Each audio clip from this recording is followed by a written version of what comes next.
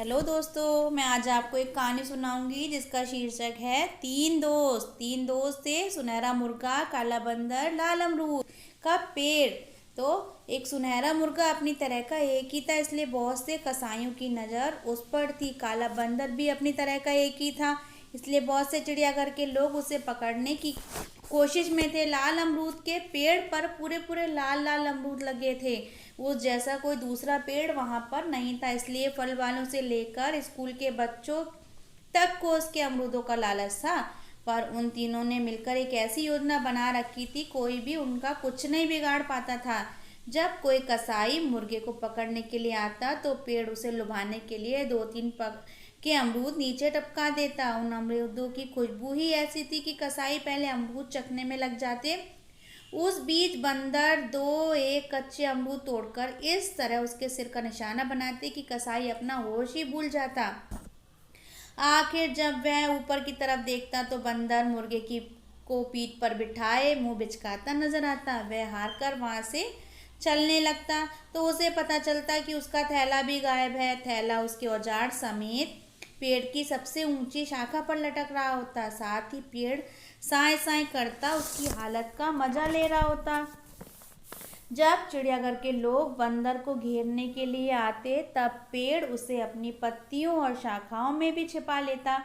किसी की उस पर नजर ही नहीं पड़ती। नीचे मुर्गा जोर जोर से पंख फड़फड़ाकर इतनी धूल उड़ा देता कि उनके लिए वहां खड़े होना ही होकर सांस लेना मुश्किल हो जाता। आखिर वे वहां से हटने लगते तो पेड़ अपने सबसे पिलपिले अमरूद नीचे टपका कर उन्हें फिसल ला देता। वे किसी तरह गिरते पड़ते वहां से लौटते तो उन्हें पता चलता कि उनका बंदर पकड़ने का जाल मुर्गे की चोंच में है और मुर्गा पेड़ की सबसे ऊंची टहनी पर बैठा है। थोड़ी दूर पर जाने पर उन्हें पीछे से मुर्गे की बांग सुनाई देती, कुकड़ों को कुकड़ों को। लगता जैसे मुर्गा उनका मजाक उड़ा रहा हो। इसी तरह जब फल वाले या स्कूल के बच्चे पेड़ से अमरूद तोड़ने के लिए आते तब पहले उनका सामना बंदर से ही होता। बंदर इस तरह उनके इर्द गिर्द चक्कर काटता और उन्हें डराता धमकाता कि उनका पेड़ के नज़दीक जाने का हौसला ही ना पड़ता। अगर उन लोगों के पास अपना कोई खाने पीने का सामान होता तो उसे भी वह चट कर जाता।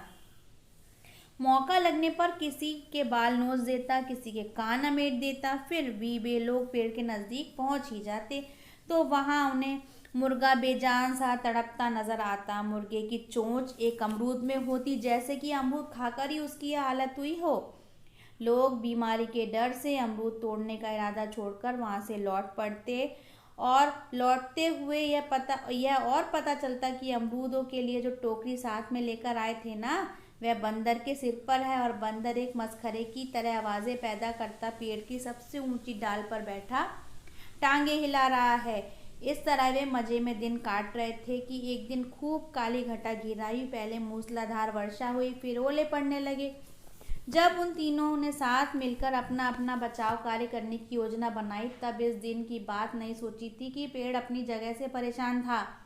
ओलों से उसके सब अमरूद नष्ट हुए जा रहे थे। बंदर का अपनी जगह भीग भीग कर बुरा हाल था, ऊपर से ओलों की मार उसकी जान ले रही थी। मुर्गे की अपनी जगह खस्ता हालत भी थी, वर्षा से भारी होकर उसके पंख भी नहीं खुल पा रहे थे। ऊपर से ओलों की झड़ी उस पर गोलियां दाग रही थी। ये दोनों छुटकू किसी काम के नहीं हैं।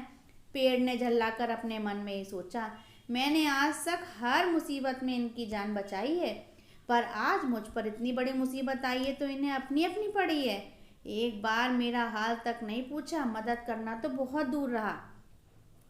मैंने भी क्या साथी चुन रखे हैं, बंदर ने ठंड से कांपते हुए अपने आप से ही कहा। एक पेड़ है जो जमीन में गड़ा होने की वजह से सुरक्षित है, दूसरा पक्षी है जिसे आकाश में उड़ सकने के कारण कोई खतरा ही नहीं है। आज तक मुझसे तो ये अपनी रखवाली कराते रहे हैं, पर आज जब मुझे इनकी इतनी सख्त मुसीबत पड़ी है तो दोनों चुपचाप ताकते हुए मजे ले रहे हैं, कर कुछ भी नहीं रहे हैं। बंदर का और पेड़ का तो हमेशा का साथ है। मुर्गे ने अपनी त्योरी डालते हुए मन ही मन कुड़कुड़ाना शुरू कर दिया, मैं क्यों बेवकूफ़ बनकर इन दोनों के बीच में फंसा रहा हूँ। आज तक मैं तो इनकी हर मुसीबत को अपनी मुसीबत समझता आया हूँ, पर आज जब मेरी जान पर बनी है तब दोनों को जैसे मेरा पता ही नहीं है। मज़े से बारिश में रह रहे हैं और मेरी बात तक नहीं पूछ रहे हैं। तीनों आपस में इतने नाराज थे कि उन्होंने एक दूसरे से बात करना भी उचित नहीं समझा। पेड़ चुपचाप अपने अमरूद नष्ट होते देखता रहा, बंदर चुपचाप ठिठुरता ही रहा, मुर्गा चुपचाप तोड़ता ही रहा। थोड़ी देर में ओले भी थम गए, बारिश भी रुक गई, पर तीनों में फिर भी कोई बात नहीं हुई। पेड़ को चिढ़ हो रही थी कि उसके साथ इतनी बारिश झेलने के बाद भी बंदर उस पर बोझ बनकर लटक रहा है। मुर्गा उसके तने से अपना पंख खुजा रहा है। बंदर को भी बहुत गुस्सा आ रहा था कि उसे तो ठंड के मारे सन्निपात हुआ जा रहा है, और पेड़ है कि अब भी उस पर बूंदे टपका रहा है। मुर्गा है कि अब भी पंखों से अपने छींटे उड़ा रहा है। मुर्गे को कुड़न हो रही थी कि पानी की मार से तो उसका तो जिस्म जवाब दे रहा है, और पेड़ ने जरा सी भी जमीन उसके लिए सूखी नहीं बचा रखी है। बंदर से इतना तक नहीं हो रहा था कि उसे वहां से किसी और सुरक्षित जगह पर ही पहुंचा जाए। अगले रोज तक पेड़ की टहनियां सूख गईं, बंदर का जिस्म भी सूख गया, मुर्गे के पंख सूख गए, फिर भी तीनों ने आपस में कोई बात नहीं की। पेड़ सोचता रहा कि अब आए दिन इन दोनों पर कोई ना कोई मुसीबत आएगी तो देखूंगा अपने को कैसे बचाते हैं, मैं अब इनकी कोई मदद नहीं करने वाला। बंदर भी यही सोचता रहा और मुर्गा भी। उसी रोज एक कसाई आया, वह मुर्गे की तरफ बढ़ा तो पेड़ ने अमरूद नहीं टपकाए। ना बंदर ने मुर्गे को अपनी पीठ पर बिठाया, ना ही कसाई का थैला उड़ाया। मुर्गा कसाई को थैले में बंद हो गया, और तो दोनों ने सोचा अब पता चलेगा इसे। बड़ा मुर्गा बना फिरता था। कसाई मुर्गे को लेकर चला गया। अगले रोज चिड़ियाघर से लोग आए, उन्होंने बंदर को पकड़ने के लिए जाल बिछाया तो पेड़ चुपचाप दूसरी तरफ मुंह किए था। बंदर उसकी ऊपर की टहनी की तरफ लपका तो पेड़ ने वह टहनी ही टूट जाने दी। थोड़ी देर में बंदर जाल में था और चिड़ियाघर के लोग उसे घसीटते हुए लिए जा रहे थे। पेड़ ने उसकी यह हालत देखी तो मुस्कुरा दिया, मन में सोचा अब रात दिन पिंजरे में पड़ा रहना तो इसे होश आएगा, बड़ा बंदर बना फिरता था। उसके अगले रोज बहुत से लोगों ने पेड़ को घेरा डाल दिया। पेड़ ने सहम कर देखा कि उनके पत्थरों और डंडों का कोई जवाब उसके पास ही नहीं है। ताड़ ताड़ ताड़ ताड़, थोड़ी ही देर में उसके सारे अमरूद झाड़ लिए गए। फिर किसी ने कहा कि पुराना पेड़ है भाई, इसे काटकर इसकी लकड़ी जलाने के काम में ले लेनी चाहिए। एक आदमी के पास कुल्हाड़ी भी थी। बस उसी समय पेड़ की जड़ पर कुल्हाड़ियाँ चलने लगी। थोड़ी ही देर में अमरूद टोकरियों में भरकर जा रहे थे और पेड़ की लकड़ियाँ लोगों के कंधों पर लटकर। एक गिलहरी वहीं रहा करती थी।